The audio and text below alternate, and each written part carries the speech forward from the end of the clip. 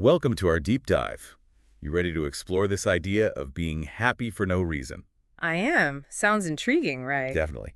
So we're diving into Happy for No Reason, the book by Marcy Shimoff and Carol Klein. Oh, yeah, for good things. And we'll sprinkle in some background on the authors too.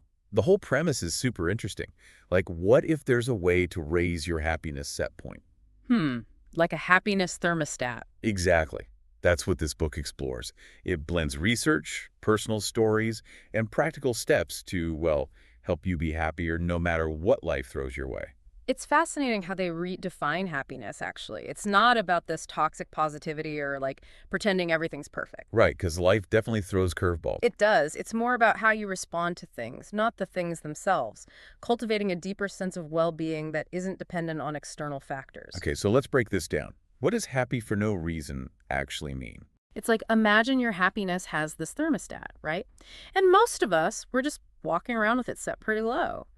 This book is about figuring out how to crank that thermostat up, cultivating that inner joy that Aristotle talked about. Aristotle, the philosopher. Yeah, he said happiness is the meaning and the purpose of life. That's a powerful statement. It is. And you know, Marcy Shimoff, one of the authors, she weaves her own personal journey throughout the book, makes it really relatable. I was going to ask about that. She talks about how she spent years chasing happiness and achievements, relationships, all those external things.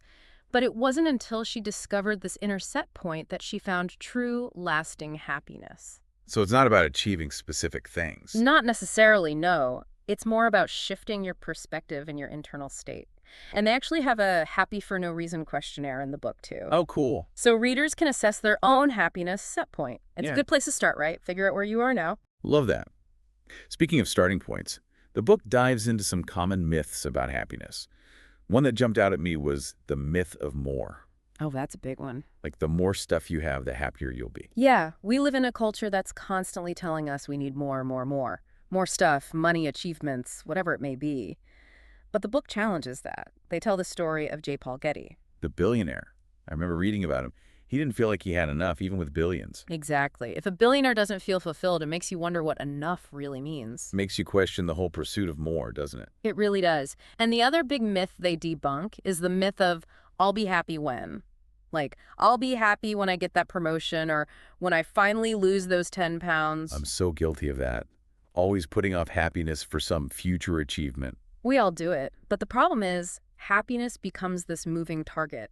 There's always another goal, another when, so you never really arrive. So how do we escape these traps?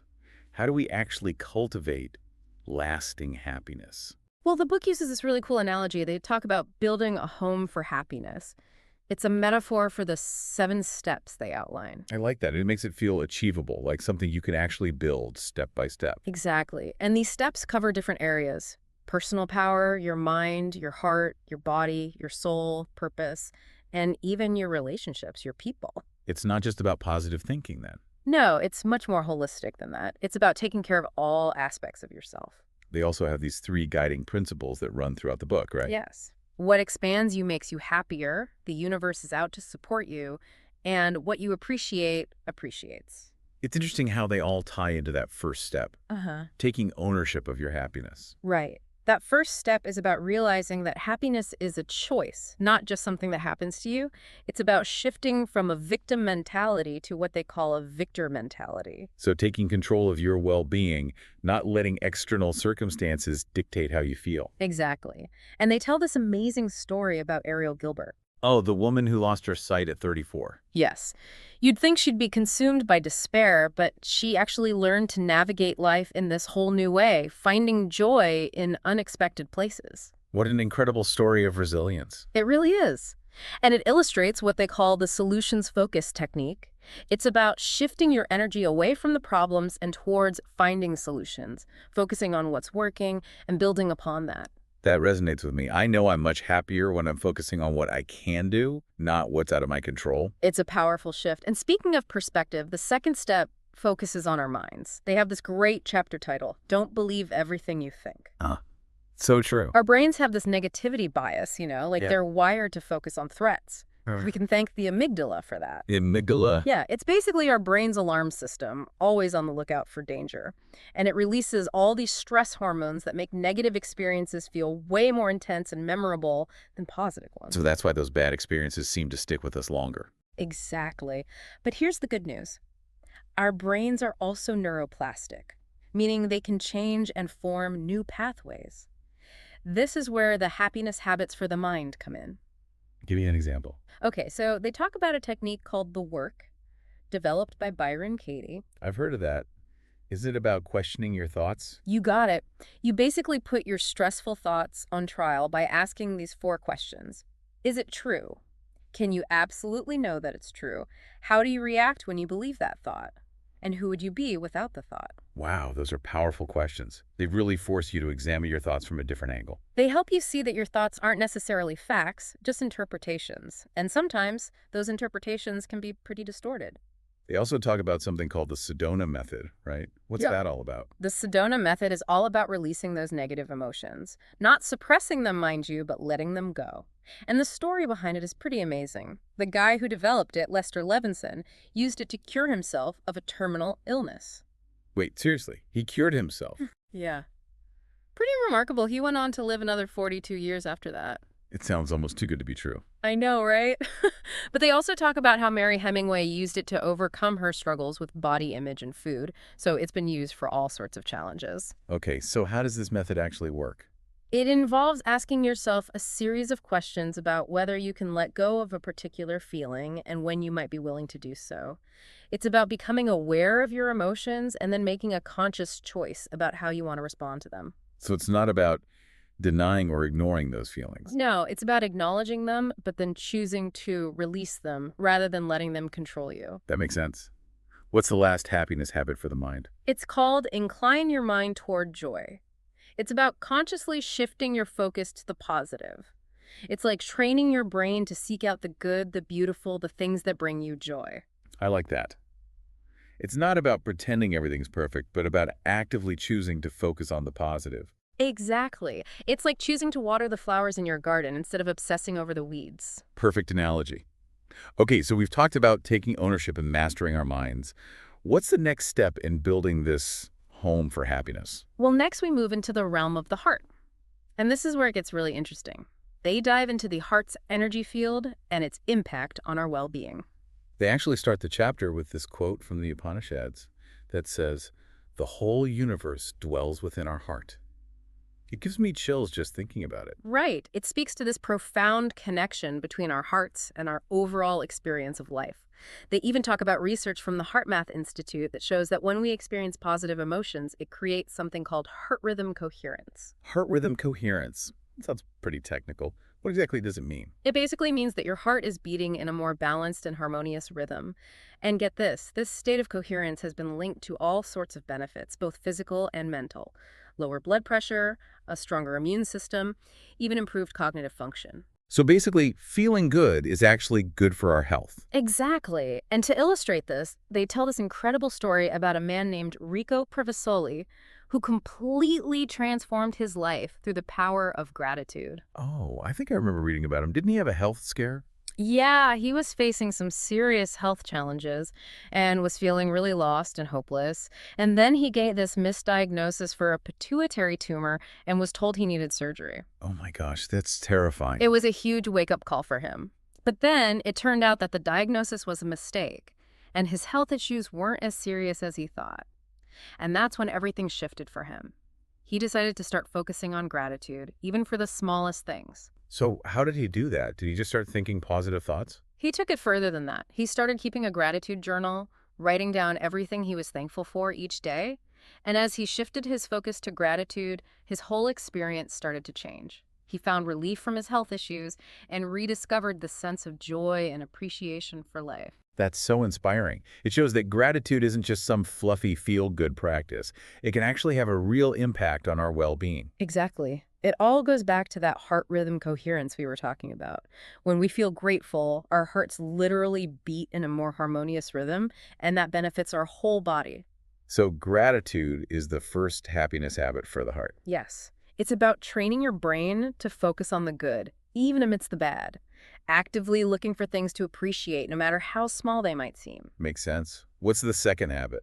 The second one is practicing forgiveness. Ooh, that's a tough one. I know I struggle with forgiveness sometimes. It's definitely not easy, but they emphasize that forgiveness isn't about condoning bad behavior. It's about freeing yourself from the burden of anger and resentment. That makes sense. But how do you forgive someone who's really hurt you? They share this incredibly powerful story about a woman named Mary. Can you believe she forgave her son's murderer? Wow, I can't even imagine. That must have taken incredible strength. It's a truly inspiring story, and it shows that forgiveness, even in the face of unimaginable tragedy, can be a path to healing and peace. It makes you realize that holding on to anger and resentment only hurts you in the end. Exactly. And they even provide a forgiveness exercise in the book that can help you work through those feelings. It involves acknowledging the pain, recognizing that the past can't be changed, and gently allowing yourself to let go. So it's more about self-compassion than about letting the other person off the hook. Exactly. It's about choosing to release the grip of those negative emotions so you can move forward with your life. So the third happiness habit for the heart is spreading loving kindness. I'm intrigued. What does that actually look like in practice? It's not just about grand gestures of kindness, it's also about those small, everyday acts that can brighten someone's day. They tell this sweet story about a woman in a grocery store checkout line who encountered a grumpy customer. Instead of getting annoyed, she chose to respond with kindness, and it completely changed the energy of the interaction. It's amazing how a little bit of kindness can go such a long way. Right. It reminds us that we all have the power to choose kindness, even in the face of negativity, and that those choices can create a ripple effect of positivity. So we've covered the first 3 steps to building our home for happiness. We talked about taking ownership, mastering our minds, and harnessing the power of our hearts. What's next? Well, the next step is all about taking care of our physical well-being, nourishing the body, fueling happiness. It's about recognizing that our physical health plays a huge role in our overall happiness. So it's not just about feeling good mentally, it's also about feeling good physically. Exactly. They talk about these happiness juices. Our brains produce like endorphins and serotonin that naturally boost our mood. Those are the feel-good chemicals, right? Exactly. And they share the story of Catherine Oxenberg, who struggled with both bulimia and fibromyalgia. Through addressing imbalances in her body and making changes to her diet and lifestyle, she eventually found relief. Makes sense. If you're feeling physically run down, it's going to be a lot harder to feel happy and energized. Right. So they emphasize things like movement and exercise, sleep, and a balanced diet. All the things we know we should be doing, but sometimes struggle to prioritize. It's true. They even include a questionnaire to help you identify potential neurotransmitter imbalances that could be affecting your mood. Interesting. So what's the next step after nourishing the body? Step 5 is all about cultivating that soul connection, the importance of inner peace. It's about connecting to something larger than yourself, whatever that may be for you, and creating space for silence and stillness. I love that they include this. It's so easy to get caught up in the hustle and bustle of life and forget to nourish our souls. They share a lovely anecdote from Goldie Hawn about her experience with meditation and how she discovered this power of quieting the mind and accessing a deeper level of peace and joy. I've been wanting to try meditation for a while. It makes sense that it would be a key ingredient in cultivating inner peace. The book highlights 3 happiness habits for the soul. First is invite connection to your higher power. This is about cultivating a relationship with something greater than yourself. Whatever that may be, right? For some people it's God, for others it's nature, or even just a sense of universal connection. Exactly. They even include a guided light meditation to help you connect with that sense of peace and support. I have to check that out. And what about the other happiness habits for the soul? The next one is listen to your inner voice. Ah, that inner wisdom that's always there, but we don't always listen to. Exactly. They share Elizabeth Gilbert's story of how she learned to listen to her inner voice and made this major life decision based on it. And it led her to a much happier and more fulfilling life. It's so easy to get caught up in external expectations and ignore that inner voice. It is, but the more you practice listening, the stronger it becomes. And the final happiness habit for the soul is trust life's unfolding. That one sounds a little scary, to be honest, like letting go of control. There is a bit of surrender involved, for sure, but it's also about trusting that the universe has your back, even when things feel uncertain. So trusting that things are unfolding as they should, even if you don't understand why. Exactly. They share Michael Bernard Beckwith's story about how he learned to surrender to a higher power and live a life guided by purpose. It sounds like it's about finding that balance between taking action and letting go. Right. They even compare it to surfing. You can't control the waves, but you can learn to ride them with skill and grace. I love that analogy. So we've nourished our bodies and connected with our souls. What's step 6 in building our home for happiness? Step 6 is all about living with purpose, finding your why. That's so important.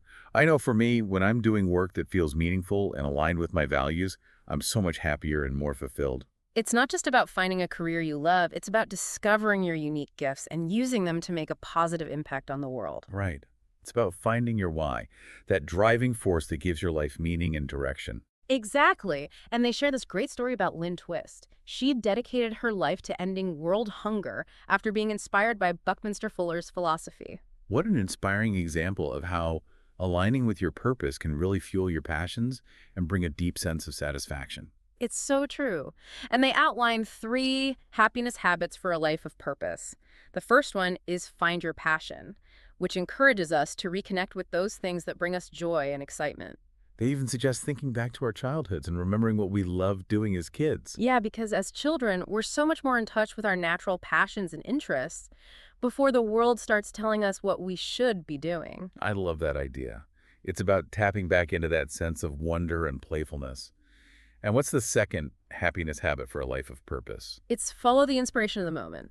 This one is about trusting your gut and taking action on those ideas and impulses that feel aligned with your heart. So being open to new possibilities and allowing yourself to be guided by that inner compass. Exactly. They share Rhonda Byrne's story of how she followed her inspiration to create The Secret, and it ended up impacting millions of people. It's a great reminder that sometimes the most fulfilling path isn't the one we planned, but the one that unfolds organically as we follow our heart's desires. And the final happiness habit for a life of purpose is contribute to something greater than yourself. This one emphasizes our interconnectedness and the ripple effect of our actions. So using your unique gifts and talents to make a positive difference in the world. Exactly. And they share several inspiring stories of people who've dedicated their lives to service and made a huge impact. And they have this great exercise called The World is My Family that helps you tap into that sense of interconnectedness and find ways to contribute. Okay, so we've covered 6 steps to building a home for happiness. What's the final step? The last step is all about recognizing the power of relationships. The power of relationships, our social ecosystem. They highlight how crucial strong social connections are for our happiness and well-being. Right. Exactly. They actually share research showing that people with strong social connections tend to be happier, healthier, and even live longer. Makes sense. We're social creatures by nature. And they talk about this fascinating concept called emotional contagion. Emotional contagion. What's that? It's the idea that we can catch emotions from those around us, kind of like a virus. So if you're surrounded by positive, uplifting people, you're more likely to feel happy and optimistic. But if you're constantly around negative, draining people, it can have the opposite effect. It's like that saying, misery loves company. Exactly. So it's important to be mindful of who you're spending time with and the energy you're allowing into your life. Choose your company wisely, as they say. Absolutely. So they dive into 3 happiness habits for relationships. And the first one is tend to your relationships. It sounds so simple, but it's something we often neglect. It's about being proactive in nurturing your relationships, making an effort to connect, communicate, and show appreciation. I like that. What's the second habit? The second one is surround yourself with support. It's about recognizing that we all need people in our lives who we can lean on, people who believe in us and cheer us on. They share a heartwarming story about a woman named Molly who found comfort and support through a women's group. Right. She was going through a tough time in her marriage and felt really isolated. Joining this group was a turning point for her. It's a reminder that we don't have to go through life's challenges alone. Absolutely. And the final happiness habit for relationships is one of my favorites. See the world as your family. I love that one too. It's such a beautiful way to shift your perspective. It's about expanding your circle of compassion and recognizing our shared humanity. They share a couple of inspiring stories about this. One is Happy Oasis's story of encountering this joyful man in Bangladesh who radiated compassion despite his challenging circumstances. It reminds us that happiness isn't about material possessions or external circumstances. It's an internal state of being. Right. And they also tell the story of Rocco Bellic, who directed the documentary Happy. He traveled the world exploring the secrets of happiness and found that across cultures, strong social connections were a key ingredient. It's a reminder that we're wired for connection and belonging. They also share a heartwarming story about a woman who encountered a distressed Palestinian woman at an airport. Despite not speaking the same language, she was able to offer comfort and support. It's a beautiful example of how human connection can transcend cultural barriers. Exactly. And they offer a practical exercise called The World is My Family to help you cultivate that sense of compassion and interconnectedness. So we've explored all 7 steps to building this home for happiness. What do they say about actually making those habits stick, making them part of your everyday life? Well, they acknowledge that it's not always easy to maintain those positive changes, especially when life throws you curveballs. Because it does, right? Life is full of ups and downs. It is. So they emphasize that it's not about being happy all the time, which is unrealistic, but about cultivating that deeper sense of well-being that can help you weather those storms with more resilience and grace. And they offer a few reminders to help you stay on track, right? Yes. Remember the guiding 3.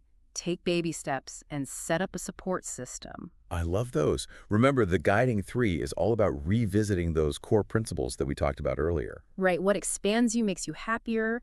The universe is out to support you, and what you appreciate appreciates. And take baby steps is such a good reminder to be patient with yourself and to focus on progress, not perfection. They encourage you to gradually incorporate these habits into your life one step at a time rather than trying to overhaul everything at once. And then there's set up a support system, because we all need people in our corner cheering us on and helping us stay accountable. Exactly. Finding your tribe, those people who understand and support your journey toward happiness. On top of those reminders, they also offer some additional tips, which they call the 3 A's of happiness: What are those? I don't remember that part. awareness, acceptance, and action. Oh, right. I remember now. Awareness is about paying attention to your thoughts, feelings, and behaviors. Right. And how they're impacting your happiness. Exactly. It's about cultivating that self-awareness so you can make conscious choices that support your well-being. Acceptance is about letting go of the need to control everything and embracing the present moment as it is. Recognizing that life is full of ups and downs and learning to ride the waves with grace. And then there's action. It's about taking inspired action toward creating the life you want. Putting those happiness habits into practice and making choices that are aligned with your values and purpose. They also encourage you to revisit the Happy for No Reason questionnaire that we talked about earlier on a regular basis to see how you're progressing. It's a great way to measure your growth and identify areas where you might need to focus your attention. They end this section with a really powerful message about how we can all be a part of a happiness revolution. I love that. It's not just about focusing on our own happiness, but about spreading that joy and contributing to a more positive and compassionate world. It's about recognizing that our individual happiness can have a ripple effect on those around us and inspiring others to cultivate their own happiness too. Exactly. They encourage us to share our journey with others, lift each other up, and create a world where happiness is not just an individual pursuit, but a collective endeavor. Okay, so we've covered a lot of ground in this first part of our deep dive.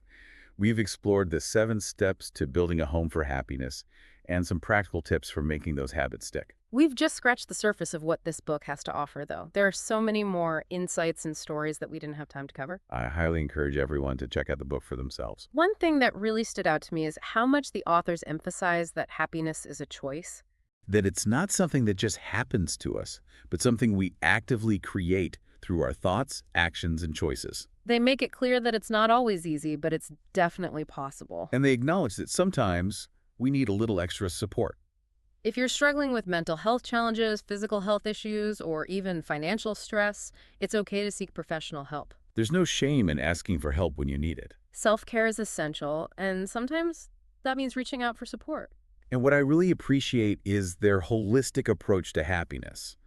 It's not just about thinking positive thoughts. It's about taking care of your whole self, your mind, body, heart, and soul. Recognizing that all of those aspects are interconnected and contribute to your overall well-being. The book has a really beautiful message of hope. It reminds us that happiness is possible for everyone, regardless of our circumstances. And that we have the power to create a more joyful and fulfilling life for ourselves.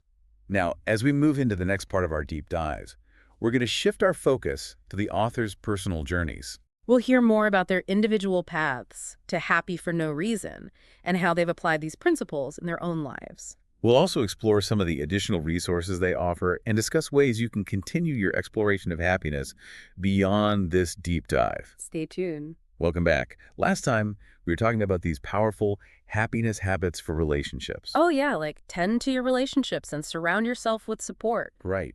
But it was that last one, see the world as your family, that really got me thinking. It's such a profound shift in perspective. It is. It's about expanding our circle of compassion and realizing we're all connected in this human experience. And the authors had a couple of great stories to illustrate this. Do you remember Happy Oasis's story? Yeah, about encountering the man in Bangladesh. Despite living in poverty, he radiated so much joy and compassion. It's a good reminder that happiness doesn't come from material possessions. It's something deeper. Definitely. And there was also the story of Rocco Bellic, the director of the documentary Happy. He traveled all around the world exploring what makes people happy. I've heard of that documentary. And he found consistently across cultures that people with strong social connections were happier. It makes sense. Humans are social creatures. We crave connection and belonging. Absolutely. And then there was that heartwarming story about the woman at the airport, remember? The one who helped the distressed Palestinian woman, even though they couldn't communicate verbally. Exactly. They didn't speak the same language, but she still offered comfort and support. Human connection can go beyond words. It's a beautiful example of how compassion can bridge cultural divides. And remember that the world is my family exercise they offer. Oh, yeah, I loved that one. Imagining everyone you encounter as part of your extended family. Such a great way to cultivate a sense of connection and kindness towards everyone. Okay, so we've explored all 7 steps to building this home for happiness. But now what? Well, the book acknowledges that it's one thing to understand these steps, but it's another to actually make them stick, to make them a part of your everyday life. Right, because life doesn't just stop throwing challenges at you. How do you keep that momentum going? Well, they emphasize that it's not about being happy all the time. Because that's just not realistic, is it? Not at all. It's more about cultivating a deeper sense of well-being that can help you navigate life's ups and downs with more resilience and grace. So it's about building that inner strength and stability. Exactly. And to help with that, they offer 3 key reminders. Oh yeah, I remember those. Remember the guiding 3, take baby steps, and set up a support system. So helpful. It is.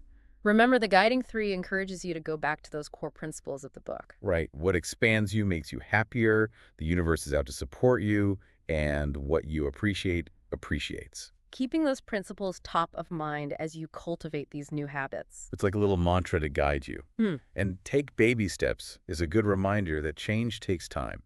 Absolutely. They encourage you to be patient with yourself and focus on progress over perfection. Don't try to do everything at once. Right. Just one small thing to focus on at a time, and then set up a support system is all about finding those people you can rely on. It's about creating that network of support, people who encourage and uplift you on your journey. Exactly. They even offer some additional tips, which they call the 3 A's of happiness. Do you remember those? Oh, right. Awareness, acceptance, and action. It all starts with awareness. Yes, paying attention to your thoughts, feelings, and behaviors, how they're impacting your happiness. It's about becoming more self-aware so you can make conscious choices that support your well-being. And then there's acceptance. That one's tough sometimes, isn't it? It can be. It's about embracing the present moment as it is, without judgment, recognizing that life has its ups and downs. It's about learning to ride those waves with grace instead of resisting them. Exactly. And then finally, action. This is where you put all those insights into practice. You take inspired steps toward creating the life you want. Making choices that align with your values and purpose. Right. They also encourage you to revisit that Happy for No Reason questionnaire periodically to track your progress. It's like taking your happiness temperature. Exactly. It's a good way to see how you're doing and identify any areas where you might need to make adjustments. Okay, so they've given us the steps, the habits, the reminders, and the tips. Anything else? Well, they end this section with a powerful message about how we can all be part of a happiness revolution. It's about recognizing that our individual happiness can actually contribute to a more positive world. Right. When we're happy, we're more likely to be kind, compassionate, and generous toward others. It creates a ripple effect. Exactly. They encourage us to share our journey with others, inspire and uplift those around us, and contribute to a world where happiness is not just an individual pursuit, but a collective endeavor. I love that vision. A world where happiness is contagious. Okay, so we've covered a lot of ground in this second part of our deep dive. We've talked about the importance of relationships, the power of community, and some practical strategies for making those happiness habits stick. And before we move on, I want to remind everyone that we've just scratched the surface of what this book has to offer. There's so much more to explore. I highly recommend checking it out for yourself and discovering all the gems it contains. One thing that really stood out to me is how much the authors emphasize personal responsibility. They make it clear that happiness is a choice and that we have more control over our own happiness than we often realize. We're not just victims of our circumstances. Exactly. We have the power to choose happiness, even in the fuss of challenges. And while they encourage us to take responsibility for our own well-being, they also acknowledge that sometimes we need extra support. If you're struggling with mental health, physical health, or financial challenges, don't hesitate to reach out for help. There's no shame in seeking professional guidance. And I love how they present this really holistic approach to happiness. It's not just about thinking positive thoughts. It's about taking care of your whole self, mind, body, heart, and soul.